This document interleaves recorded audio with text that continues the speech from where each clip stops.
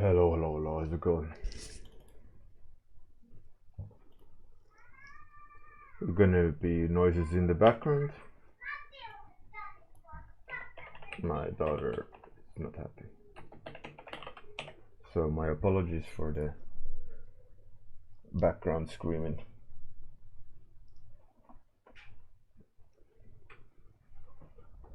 Hey, Zealand Fuxia, Stephen Pagabra, Bob Shimizu. How's it going? So Friday, Feedback Friday. There's a lot of people who asked for feedback. So hopefully we'll get through it. Hopefully there will be some work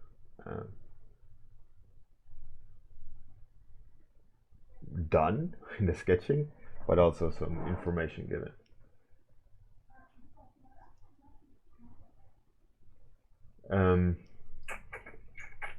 Yeah, so I think I'll just start.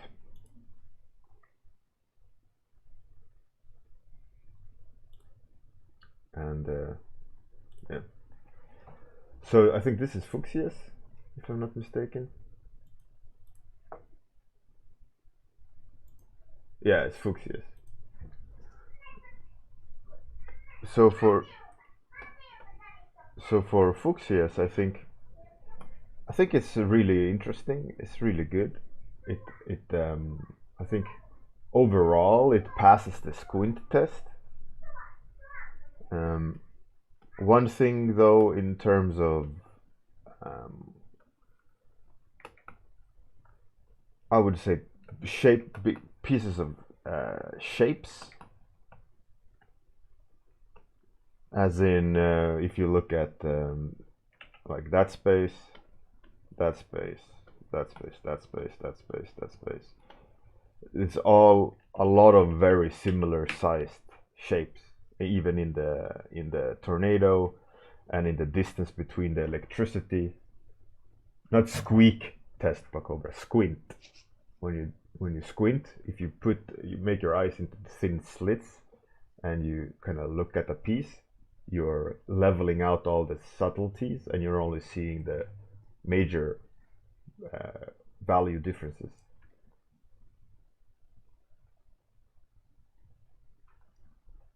So you can do that like as a readability pass. You squint and look at a painting, you can start seeing the things that maybe you shouldn't be seeing. Anyway, so the shapes are very same. There is not a clear hierarchy or aesthetically pleasing hierarchy. Usually what you want to do is always have a big medium to small difference in color, shapes, values. And by that I mean, if we look at the painting I am painting on at the moment, currently there's big, right, medium, and small would be the ones that I just painted on top of, right? And that way you would start reading the painting big, medium, and small.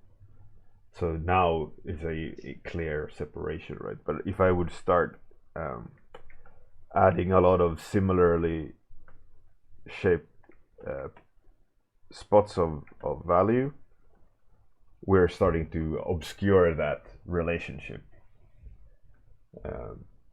Hey Spectre, how's it going? So in that sense, you got to be careful with how you author shapes, the relationship between the shapes, as in the spaces between them, the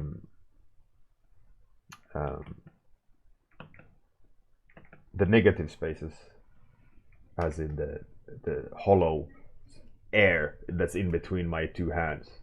That relationship has an impact as well. As much as my fingers, the negative space between them has just as much of an importance as positive.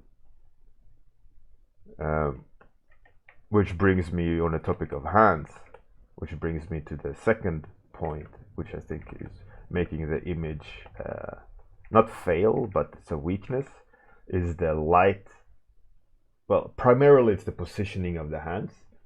If you would have taken references of your own hands, that would have been drastically different. What you've done is you've angled that bottom hand as a like easy explanation of how a hand looks like. But the fact that the hand is like that, forced to the camera straight to the side, makes really awkward things to your arm. But your arm is elbow is straight out, yet the hand is seen from the side. Try standing like that. It is an extremely uncomfortable position. And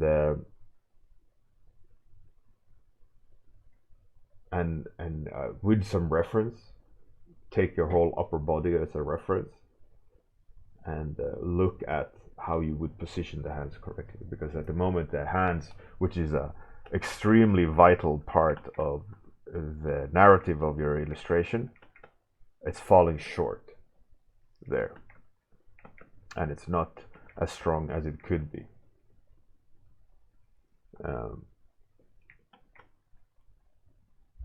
I think also in the terms of big, medium, and small shapes, there's also has to be a relationship between edges.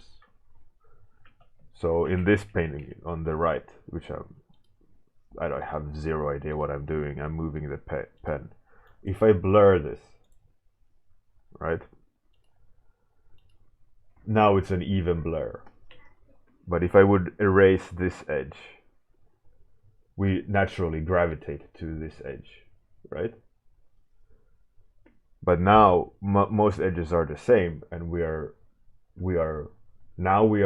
looking for softer edges, and our brain is translating all these softer edges to less contrast. That's where our eye are creating a hierarchy of focus and also contrast. But in terms of edges, we are now just looking at the sharpness of edges. So when you're adding details and adding sharpness to edges and details, you have to take a step back and go, all right, where do I want to zoom in and add that pixel perfect like sharpness? Let's say I'm making an edge, let's say this is like a lid, right? And this is the edge of the lid. Should the edge of the lid be equally sharp across? Could I soften it? Could I lower the contrast? You know, where do I want the punch to be? Or maybe here I should create the strongest edge so that we get like a hierarchy of focus and aesthetically design how our eye should read the painting.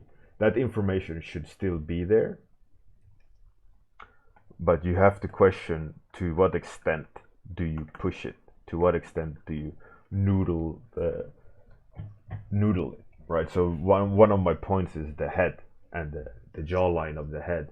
It's super sharp and super defined, and you have done value and hue shifts, but the whole line across is really equal strength edge. So you could definitely benefit of smudging or blurring some of the edges and feathering some of the edges so that they become broader and cleaner, softer and more smooth in transition, where you have a sharp line underneath maybe that pulls the eye down and would travel up and down the painting.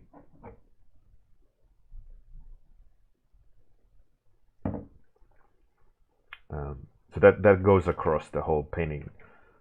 What you've successfully done, that relationship, is the electricity and the tornado and the ground where they impact, that there is a really good balance there of soft and hard edges.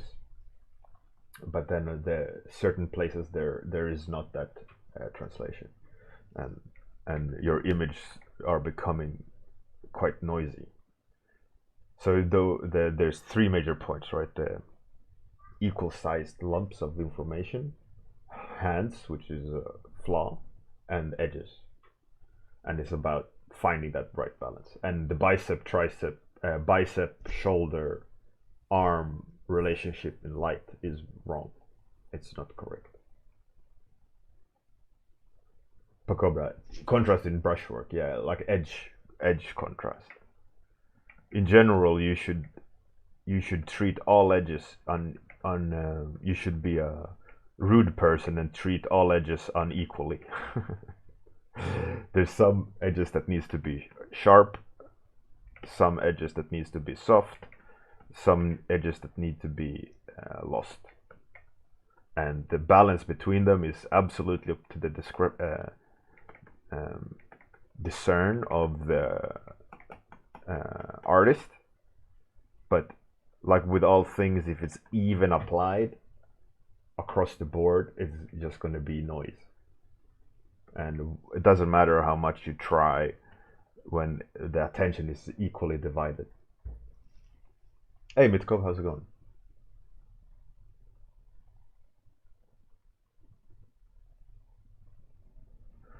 Pacobra, yeah, but also not only what you want to work on, but the point of the painting, the narrative focus, the storytelling elements.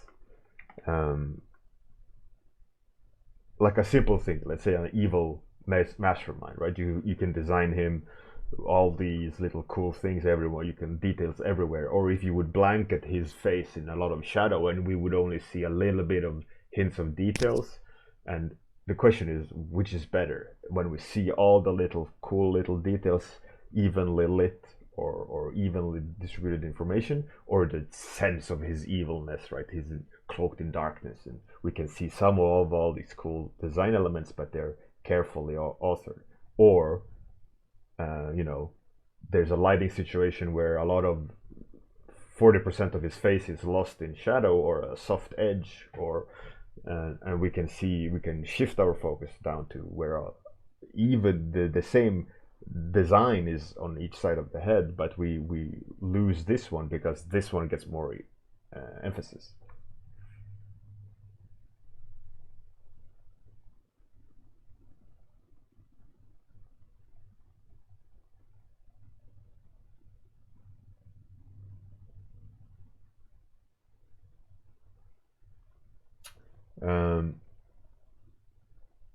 Scale, you can do that with the density of detail. So on the ground you could indicate grass, or ground you could indicate something that indicates how big he is. Scale is always clearly indirect proportional to object, but also information intensity.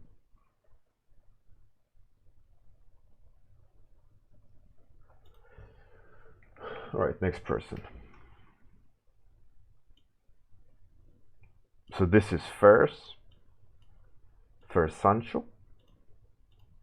I'm gonna flip this. I don't even know why I'm painting. I guess just to have something to show at the end of the day. Right, so that's Fer's painting. I think overall this is really nice.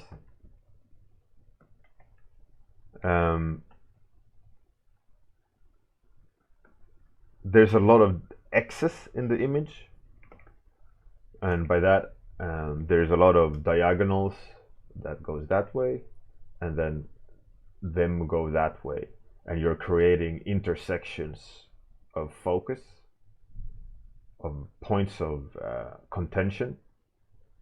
Every time you are overlapping two shapes like that, you're creating a focal point.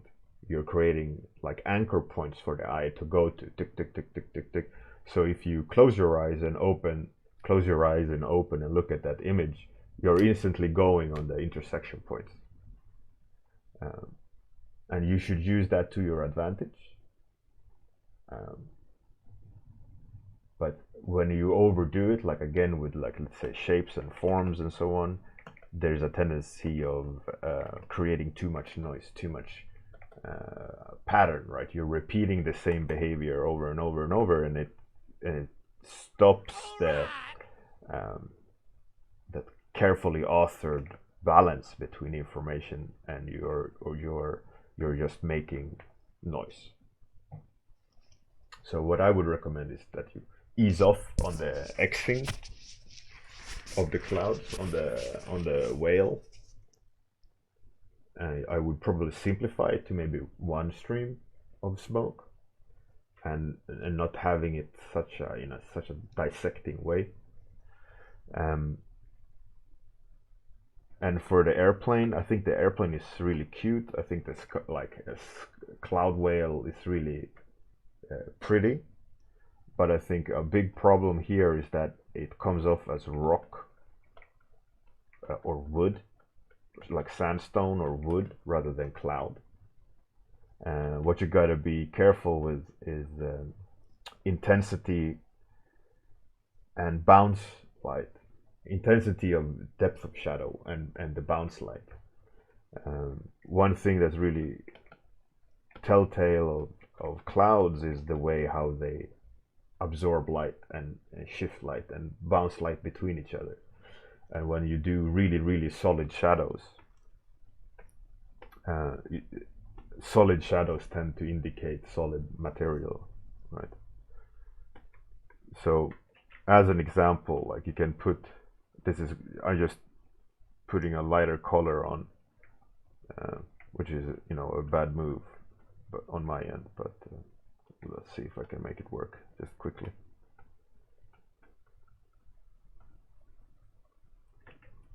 So by making it less hard or solid, you can ease off the sense of solidity and have the light bounce around in the clouds a lot more, and you'll get a more softer feel to the cloud structure. Now they feel extremely hard, and if you just kind of bounce the light, ease the light, have the intensity of the shadows less intense, indicating it's a lighter material and it's more porous material, or you can start playing around with how we perceive the space. And with contrast, you can leave contrast higher at certain points if you want to draw the eye, right?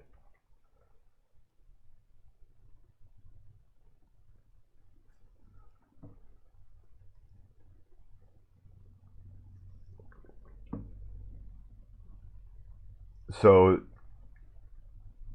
it's important to kind of do these things, right? In order for you to translate what you want to translate correctly. Especially with clouds, it's really important that you make the materials, as in the cloud, come off as cloud. And a lot of times is that requires you to study. Especially, you have to consider what are the clouds made out of and how do I translate that into paint.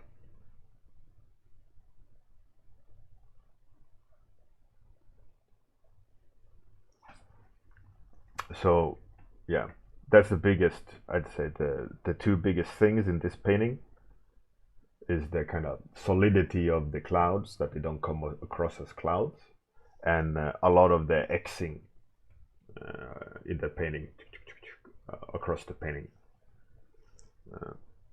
I think in terms of narrative and in terms of design, it's beautiful.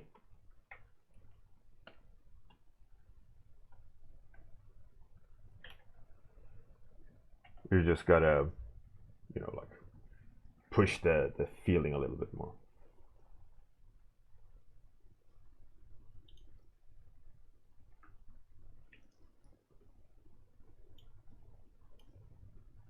So who Nevative.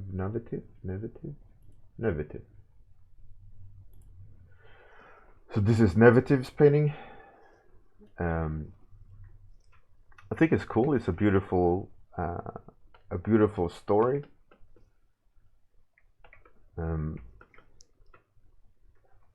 It has a great setup. It has a good squint, but there's a lot of sharing of values, a little bit too much. You want to silhouette certain things and use them to your advantage. So I would probably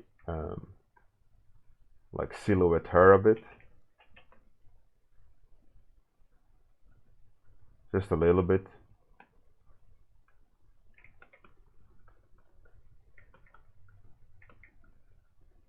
You know, so she doesn't merge with the frame, so we get a sense of depth, which brings us to another point, is that you've indicated on the frame of the mirror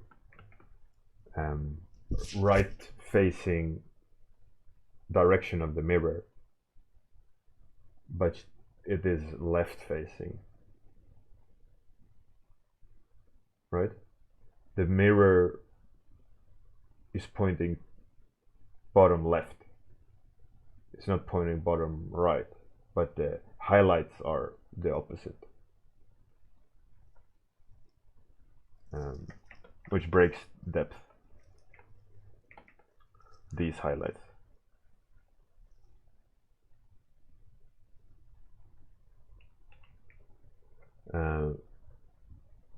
And you should probably light it differently then, because then it yeah, you have to swap the light around, and the reflection in the mirror is good. It's cool to see the story there, but it's dead. The space is dead. It's just blank gray. But she stands in a rich room. I understand the kind of pain of painting the room again, but you could have easily done that by, let's say, darkening there and just having maybe a curtain and a window and then another window, kind of indicating depth in the room, right? Because currently just having like that creates a graphic design pattern which breaks the illusion.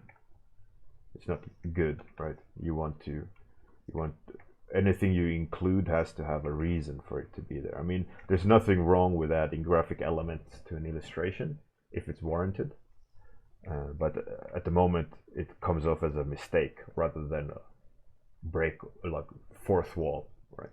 Fourth wall meaning you looking into a camera in a movie. You're speaking to the observer of the movie, right? Not acting to another actor. Yeah, I mean, currently the mirror effect, we know it's a mirror because it's a reflection of her back, but there's nothing more there that says it's a mirror, like Rollomancer said. And again, we go back to one of the feedbacks of similar sized objects, and if you repeat them too much, you're creating a pattern. And if you look at her skirt, there's a lot of same sized folds and same sized information. So what probably would have been best is kind of easing some of the repetition, creating a little bit more difference in folds, difference in sizes, so that it becomes a little bit more interesting to look at. When it's stacked like that, there's a tendency to be boring. And another big issue is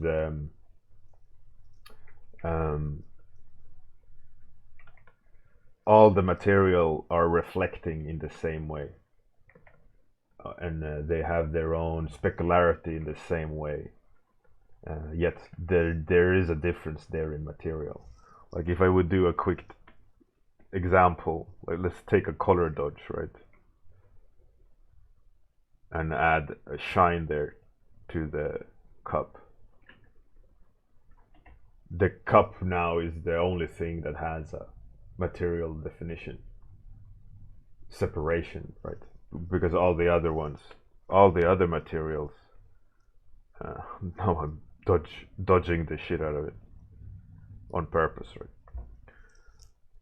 So now that becomes, it stands out clearly because it's first of all higher contrast, but there's very little material separation here, and you have to consider like hair reflects significantly more than horn, yet you have described it in the same way, so you're losing impact of material. So those are the biggest things.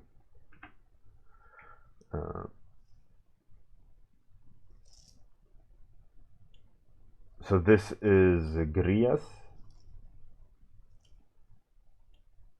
I'm gonna have to be a bit shorter, we only have 5 minutes left. I think Grias are really cool. I think you possibly have lost an opportunity of composition. You have these actors. What if you put all these actors, let's see, stacked? So if I would be the dragon, this would be the building, this would be the boat. What if you would make the composition like that? Then you would go, you would step by step go into the image. Now we are traveling like that. There's nothing wrong with that, but I'm thinking of if you're losing an opportunity to describe something cool for the viewer, an impression. There's nothing wrong with it though, to have this solution. It's just that we are looking over here, then we're looking at that one, and then we're looking at that one. And is that how you want us to travel through the picture? You know?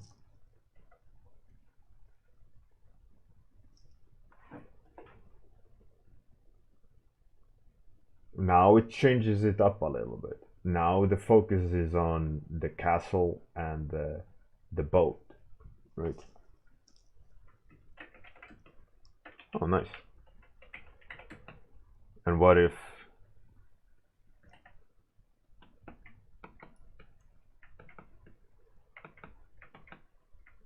we were over here instead? Now we get the sense of, okay, we are going to the castle of the dragon, right? And it changes the dynamics completely. And one thing is that the castle and the boat have the same just black blanket treatment. So even though I understand you want that kind of narrative, you could have easily, like on the sails, added some tone to it, to the surface of the castle as well. And you could even, introduce some bounce light, making it, a little bit more extra. You could do things like that.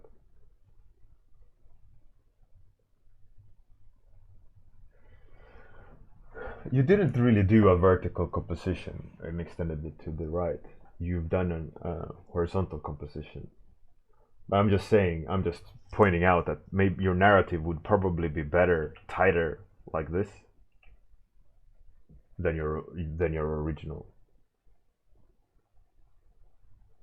Remarkably lame, yeah. If you have hashtag FF on Discord.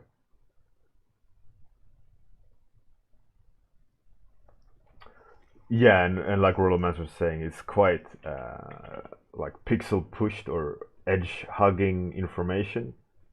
And when it's only hugging the edge, you're creating a two-dimensional form. But that's not the biggest drawback. I think the biggest drawback in the picture is the composition and how we're walking around it.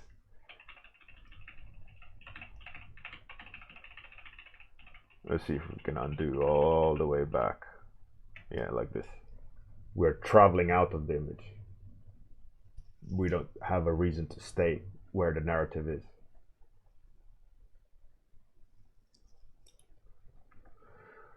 Slimpens, I think this again goes to the same. I think in terms of color and light, it's pretty cool.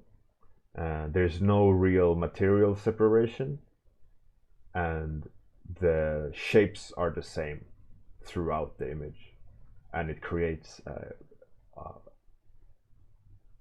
even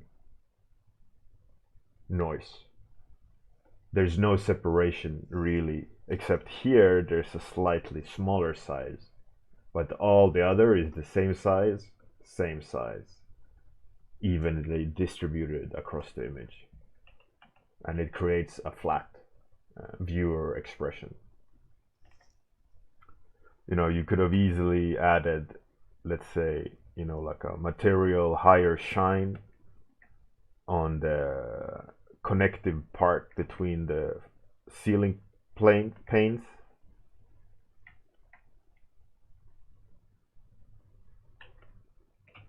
Things like that, you know, help the viewer see it. You could have, you know, have maybe electricity come towards the viewer, show a sense of difference in scale, material separation. You know, maybe you can have reflections on the monitor of these red marks, right? And have electricity travel out of the frame, and have the electricity in the mirror or in the reflection of the monitor travel and killing more people. So you extend the narrative, and you push material. And these papers, for example, they come off as chrome rather than paper. They shouldn't have such a high, it's a matte surface paper, so it absorbs a lot of light, and it's white, so it takes it on its own color a little bit more, and it can't go that far in value range unless it's plastic paper, which isn't, it's just paper.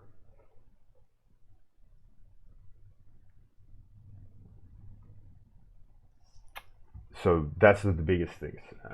Even shapes, not enough material separation. The narrative is cool, but you could have pushed it a little bit further.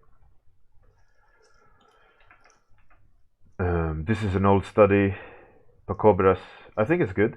The brush marks are getting there, but I would have spent a little bit more time going in and manually adding some smaller brushwork and hue variation,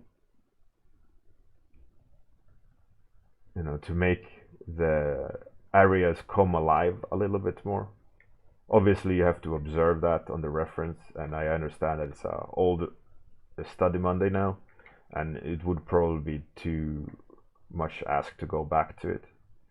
But in general, I think what's there is good. Is that when you're just making a singular brush mark like that and just leaving it like that, there's no treatment to the location on the face. So for example, this is a little bit closer to us. This is bending and getting bounce light from one face to the other. I'm just making it up, right? There's no example here. And this one is maybe facing more up, and this is probably maybe on the forehead a little bit more, so it has more yellow because the skin is thicker. So you, just because they're marks doesn't need them to be plain plop. And you can see that a lot in the way you put down the marks. They're like placeholders for the location or placeholders for the information. But you have to, at some point, take that next step and give it treatment.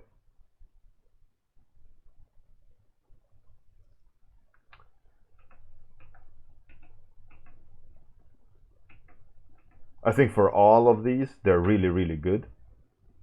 It's just these things that stands out. I think Grias is really cool, one of Grias' best. It's just that additional layer of treatment, additional layer of material, a little bit more color. I really like the fact that the story goes like that, but you could have, you know, maybe push the sensation of water a little bit more, maybe.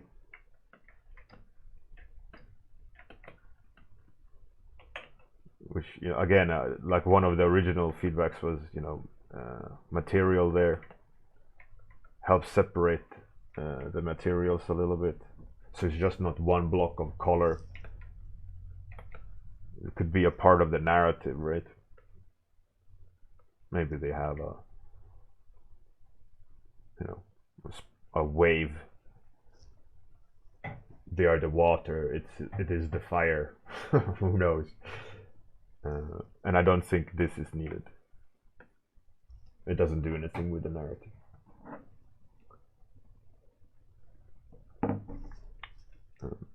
There's a lot of two-dimensionality to the fire up here. It becomes graphic designy rather than a big cloud of fire. So you can lose some edges. Again, it's about letting the eye rest and letting the eye capture an edge. And if it's all treated the same, you're taking that next step of fidelity. Where should I land, right? Then you go, your mind automatically goes from, okay, if all edges are equally sharp, I'm going to contrast. But so you're losing that additional opportunity for information. So if you soften some edges and even contrast across, you're automatically gonna dictate. But if you do variety in edges plus variety in contrast, you double impact, right?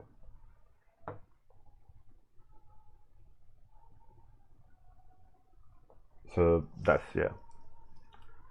something you gotta consider. And I think Slumpens is really cool. Materials are a little bit on the low. Folds are too evenly static or noisy. Shape differences in the electricity and shape difference in the body of the electricity is needed. And again, those narrative enhancements that we can see them being jolted in the reflection on the mirror, some additional information out it was needed. That Pacobras, this is Fuchsius, Fersanchus, Nivative.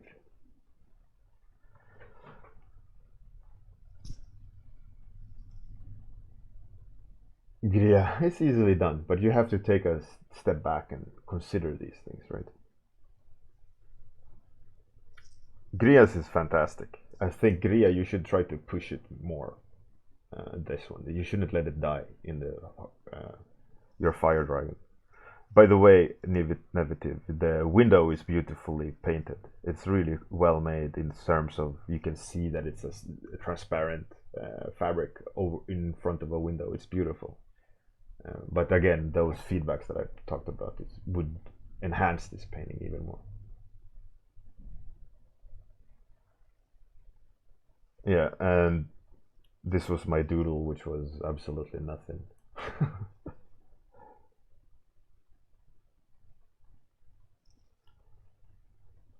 Yeah, with all these things, with all these entries, and with all these points, there's a point when you push a painting, and you push and push and push. You know, you're adding details, you're adding complexity, you're adding light, you're adding material. There's a point where you have to go, okay, I've like it's like cooking, right? If you put all the ingredients in a bowl, shake it, you don't get lasagna, right? There's a point when you have all the ingredients, you fried all the shit you need to fry, and then you need to put the lasagna in, right? You put layer by layer, and you go, okay, a little bit more sauce on this layer, okay, you know, that the plate of this should be over there. I should, you know, carefully assemble it.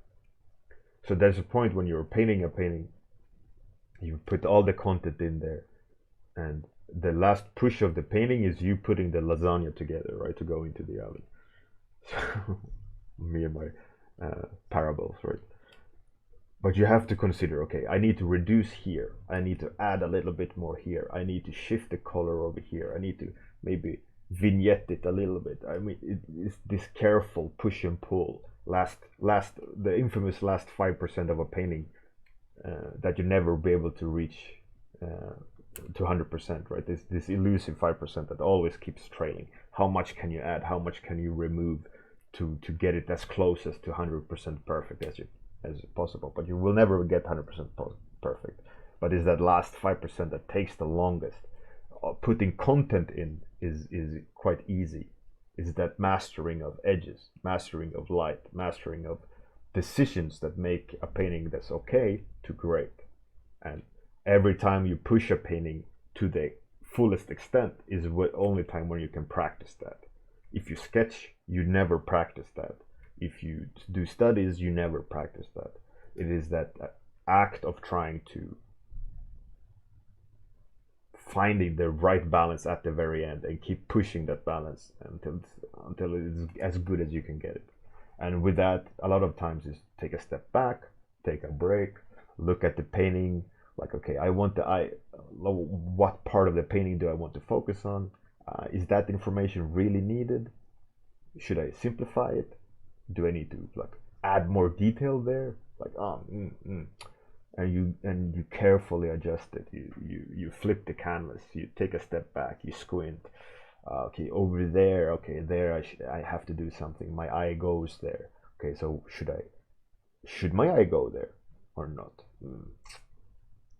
And that problem never happens when you're sketching. When you're looking at references, when you're adding details to in this instance, the mirror frame, right? Mirror frame detail is arbitrary to the final product. Other than, oh, I need details, or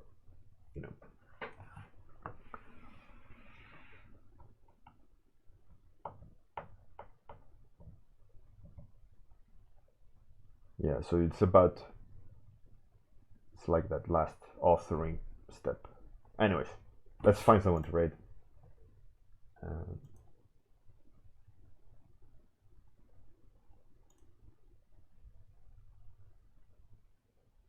Oh, Tim Remmers is doing texturing. Should we take a look at texturing for 3D assets? Is that interesting to you?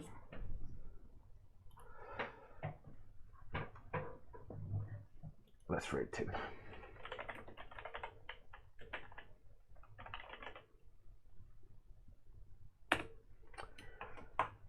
So we're gonna rate Tim. He's a 3D artist. Fantastic artist, actually. Run their own studio, which is hats off. I might stream over the weekend. I really want to, so we'll see. Have a great one. Good night. Have a great day. See you on Monday for Study Monday, at least. Thanks everyone for hanging out with me this morning. Have a good one. Bye.